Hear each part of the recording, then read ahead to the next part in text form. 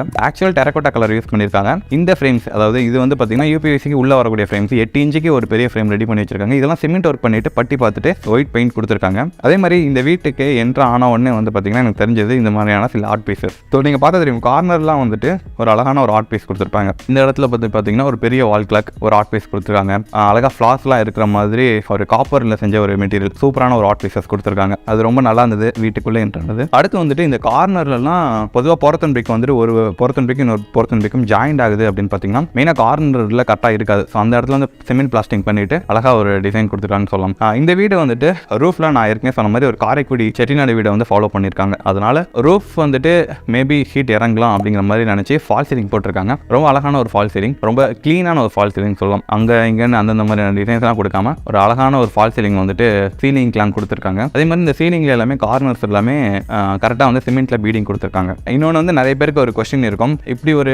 போர்த்தன் பிரிக்ல வீடு கட்டுறோமே, இதுக்கு வந்துட்டு கன்சில்ல பைப்லாம் எப்படி கொடுக்கறது, கன்சில்ல எப்படி எலக்ட்ரிக்கல் பைப்ஸ்லாம் கொடுக்குறது. ஸோ நீங்கள் பார்த்தா இங்கே தெரிஞ்சிருக்கும், அங்கேருந்து வந்து இந்த ஸ்கொயர் பைப் மாதிரியான ஒரு இது வந்து ஆல்ரெடி நம்ம நிறைய வீடுகளில் பயன்படுத்திருப்போம். கன்சில் பண்ண முடியாத வீடுகளுக்கு இது பண்ணுவாங்க. ஸோ அந்த மாதிரியான பைப்ஸ் கொடுத்துட்டு அந்த இடங்களுக்கு மட்டும் டெரகோட்டா பெயிண்ட் அடிச்சிருக்காங்க. ஸோ வித்தியாசமாக இருக்கக்கூடாது அப்படிங்கிறது நிறைய கன்சிலுமே இவங்க கொடுத்துருக்காங்க.